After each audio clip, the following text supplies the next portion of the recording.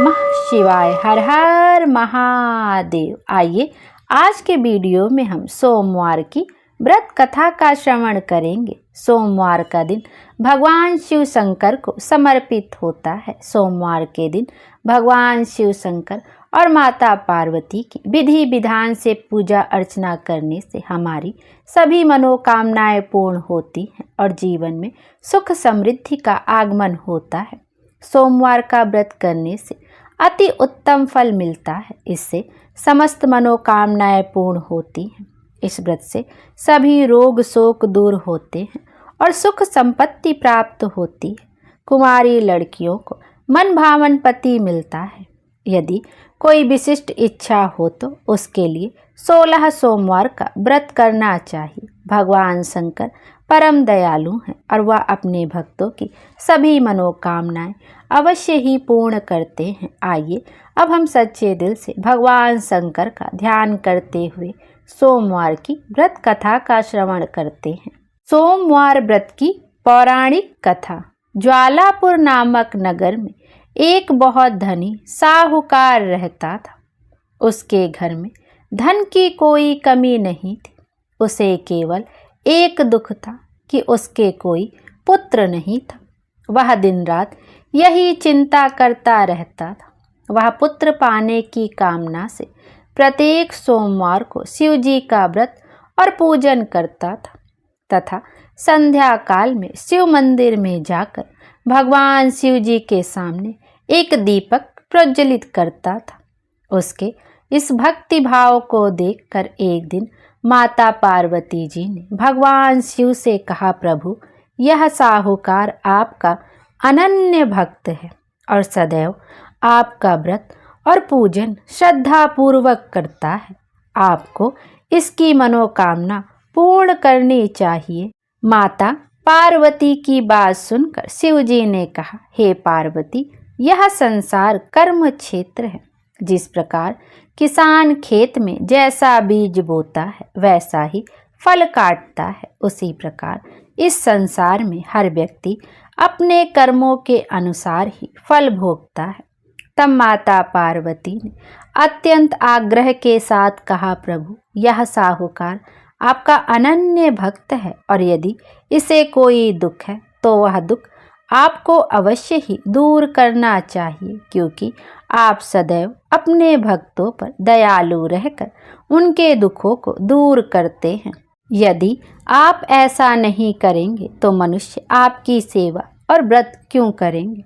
माता पार्वती का ऐसा आग्रह देखकर भगवान शिव ने कहा, हे पार्वती, इस साहूकार के कोई पुत्र नहीं है। इसी चिंता में यह दुखी रहता है। इसके भाग्य में पुत्र ना होने पर भी मैं इसे पुत्र की प्राप्ति का वर देता हूँ, पर इस पुत्र की आयु केवल 12 वर्ष की होगी। इसके पश्चात वह मृत्यु को प्राप्त हो जाएगा। इसके लिए इससे अधिक मैं और कुछ नहीं कर सकता। यह सारा वार्तालाप साहूकार सुन रहा था।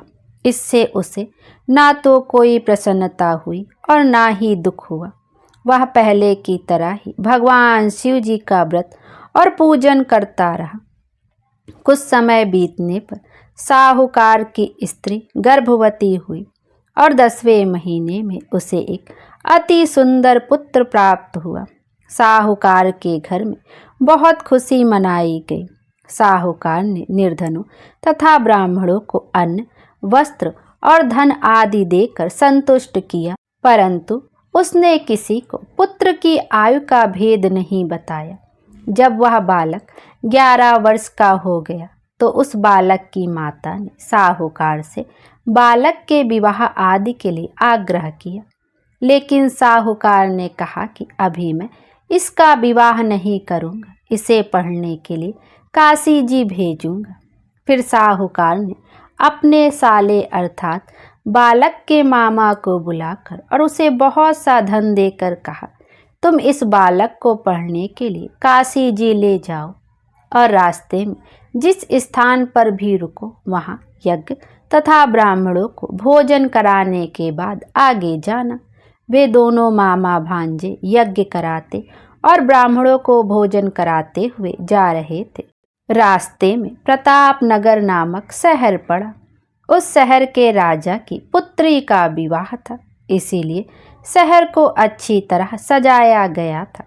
दूसरे राजा का लड़का जो राजकुमारी से विवाह के लिए बारात लेकर आया था, वह एक आंख से काना था। उसका पिता इस बात से बहुत चिंतित था कि कहीं वर को देखकर कन्या के माता पिता विवाह से इनकार ना कर दें। इसलिए साहूकार के अति सुंदर बेटे को देखकर उसके मन में विचार किया कि क्यों ना दरवाजे के समय इस लड़के को वर बनाकर ले जाया जाए। ऐसा विचार करके वर के पिता ने उस लड़के और उसके मामा से बात की तो वे दोनों तैयार हो गए। फिर उस लड़के को दूल्हे के कपड़े पहनाकर तथा घोड़ी पर चढ़ाकर दरवाजे पर ले गए और सारा कार्य प्रसन्नता से पूरा हो गया। फिर वर के पिता ने सोचा कि विवाह कार्य भी इसी लड़के से करा लिया जाए। ऐसा सोचकर उसने लड़के और उसके मामा से कहा, यदि आप फेरों और कन्यादान के काम को भी पूरा कर दें तो आपकी बड़ी कृपा होगी। उन्होंने स्वीकार कर लिया और विवाह कार्य भी अच्छी तरह संपन्न हो गया। परंतु जाते समय लड़के ने राजकुमारी की चुनरी के पल्ले पर लिख दिया, तुम्हारा विवाह तो मेरे साथ हुआ है, लेकिन जिस राजकुमार के साथ तुम्हें भेजा जाएगा वह एक आंख से काना है। मैं तो काशी जी पढ़ने जा रहा हूँ। लड़के के जाने के बाद उस राजकुमारी ने जब अपनी चुनरी पर ऐसा लिखा हुआ पाया तो उसने राजकुमार के साथ जाने से इनकार कर दिया और कहा कि यह मेरा पति नहीं है, मेरा विवाह इसके साथ नहीं हुआ है। मेरा पति तो काशी जी पढ़ने गया है। राजकुमारी के माता पिता ने अपनी पुत्री को विदा नहीं किया और बारात खाली हाथ लौट गई। उधर साहूकार का लड़का और उसका मामा काशी जी पहुँच गए। वहाँ जाकर उन्होंने यज्ञ करना और लड़के ने पढ़ना शुरू कर दिया। जब लड़के की आयु 12 वर्ष की हो गई तो उसकी मृत्यु का दिन समीप आ गया। लड़के के मामा को इस बारे में कुछ पता नहीं था। उस दिन उन्होंने यज्ञ का आयोजन किया हुआ था कि लड़के ने अपने मामा से कहा, मामा जी आज मेरी तबीयत कुछ ठीक नहीं है। मामा ने कहा, अंदर जाकर लेट जाओ। लड़का अंदर जाकर लेट गया और थोड़ी ही देर में उसके प्राण निकल गए। यज्ञ के बीच में जब उसके मामा ने आकर देखा कि वह मृत अवस्था में पड़ा है तो उसे बहुत दुख हुआ। उसने यज्ञ का कार्य अधूरा रह जाने के डर से किसी से कुछ नहीं कहा और संयम रखा। फिर यज्ञ का कार्य समाप्त कर ब्राह्मणों के चले जाने के बाद उसने रोना पीटना आरंभ कर दिया। संयोग से उसी समय शिव पार्वती जी उधर से जा रहे थे। जब उन्होंने जोर जोर से रोने की आवाज़ सुनी तो माता पार्वती ने भगवान शंकर से कहा, प्रभु कोई दुखिया रो रहा है, उसके कष्ट को दूर कीजिए। जब शिव पार्वती ने उसके समीप जाकर देखा तो वहाँ एक लड़का मृत पड़ा था। पार्वती जी बोली, प्रभु यह तो ज्वालापुर के साहूकार का लड़का है जो आपके वरदान से उत्पन्न हुआ था। शिव जी बोले, हे पार्वती इसकी आयु इतनी ही थी, आयु पूरी हो जाने के कारण यह मर गया। तब माता पार्वती ने कहा, हे प्रभु आप इस बालक की आयु बढ़ाइए, नहीं तो इसके माता पिता तो तड़प तड़प कर मर जाएंगे। माता पार्वती के बार बार आग्रह करने पर भगवान शिव ने उसको जीवित कर दिया और शिव जी की कृपा से लड़का ओम नमः शिवाय कहता हुआ उठ गया। भगवान शिव और माता पार्वती कैलाश पर्वत को चले गए। तब वह लड़का और उसका मामा उसी प्रकार यज्ञ करते तथा ब्राह्मणों को भोजन कराते हुए अपने घर की ओर चल दिए। रास्ते में वे प्रतापनगर पहुँचे। और वहाँ पर आकर उन्होंने यज्ञ आरंभ कर दिया। जब वहाँ का राजा उधर से गुजरा तो उसने उस लड़के को तुरंत पहचान लिया और अपने महल में ले जाकर उन दोनों का बहुत आदर सत्कार किया। साथ ही बहुत सा धन, आभूषण और वस्त्र देकर उन्हें राजकुमारी के साथ विदा किया। जब वे अपने शहर के निकट पहुँचे तो मामा ने कहा कि पहले तुम्हारे घर जाकर सूचना दे आता हूँ। जब उस लड़के का मामा घर पहुँचा तो साहूकार और उसकी पत्नी घर की छत पर बैठे थे और उन्होंने यह प्रण कर रखा था कि यदि हमारा पुत्र सकुशल लौट आया तो हम नीचे आ जाएंगे, नहीं तो छत से कूदकर अपने प्राण त्याग देंगे।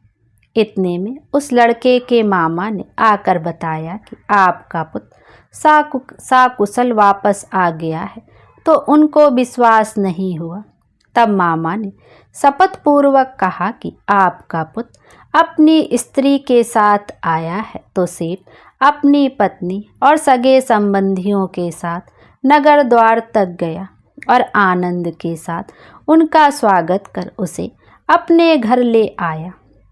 वे बड़ी प्रसन्नता के साथ रहने लगे। इसी प्रकार जो व्यक्ति सोमवार का व्रत करके भगवान शंकर तथा माता पार्वती का पूजन करता है अथवा इस कथा को पढ़ता या सुनता है, उसके सारे दुख दूर होते हैं और उसकी समस्त मनोकामनाएं पूर्ण होती हैं। बोलिए शंकर भगवान की जय। आइए अब गणेश जी की व्रत कथा का भी श्रवण करते हैं। विनायक स्वरूप गणेश जी की कथा। किसी नगर में अपने पुत्र और पुत्र वधू के साथ एक नेत्रहीन बुढ़िया रहती थी।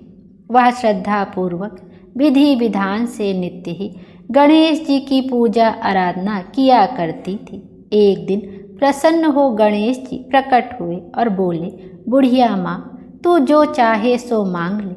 बुढ़िया बोली, कैसे और क्या मांगूं? मुझे तो मांगना आता ही नहीं है।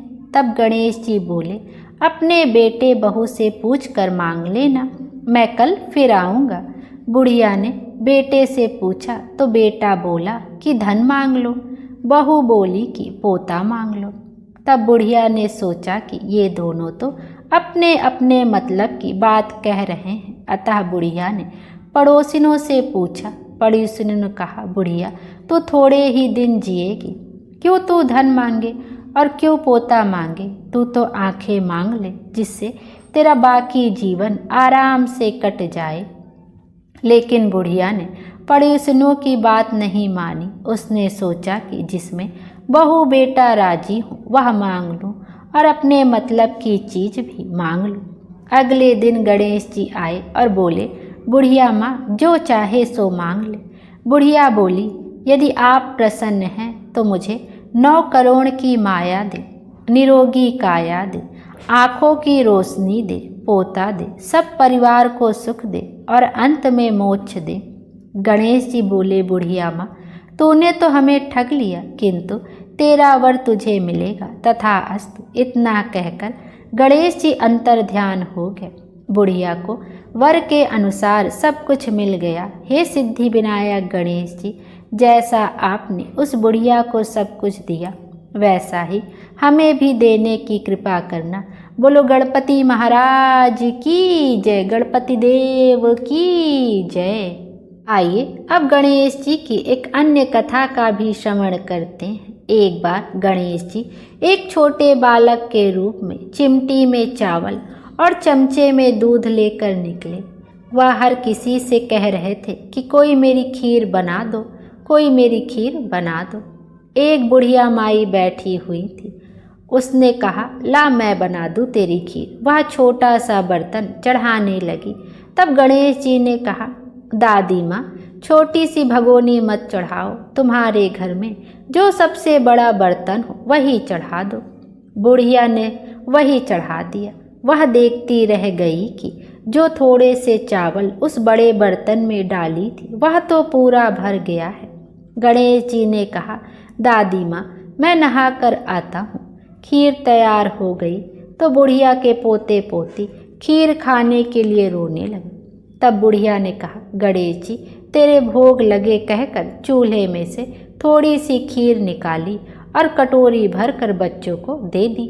बुढ़िया की पड़ोसन ऊपर से देख रही थी तो बुढ़िया ने सोचा यह चुगली कर देगी, तो एक कटोरा भरकर उसे भी पकड़ा दिया। बेटे की बहू ने चुपके से एक कटोरा खीर खाई और एक कटोरा चक्की के नीचे छुपा दिया। अभी भी गणेश जी आए नहीं थे। बुढ़िया को भी भूख लग रही थी। वह भी एक कटोरा खीर भरकर किवाड़ के पीछे बैठकर एक बार फिर कहा कि गणेश जी आपको भोग लगे कहकर खाना शुरू कर दिया। तभी गणेश जी आ गए। बुढ़िया ने कहा, आ जा रे गणेशवा, खीर खा ले, मैं तो तेरी ही राह देख रही थी। गणेश जी ने कहा, दादी माँ मैंने तो खीर पहले ही खा ली। बुढ़िया ने कहा, कब खाई?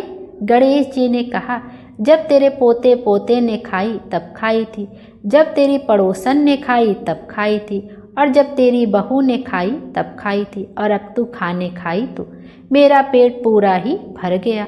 बुढ़िया माई ने कहा, और सारी बात तो सच है, पर बहू बिचारी का तो नाम मत लो, वह तो सुबह से काम में लगी है, उसने फिर कब खाई? गणेश जी ने कहा, चाची के नीचे देख जूठा कटोरा पड़ा है, और तूने तो मेरे भोग तो लगाया, वह तो वैसे ही खा गई। बुढ़िया ने कहा, बेटा घर की बात है, घर में ही रहने दो, अब बताओ बची हुई खीर का क्या करूं? गणेश जी ने कहा, पूरी नगरी को जिमा दो। बुढ़िया ने पूरी नगरी जिमा दी, फिर भी बर्तन पूरा ही भरा था।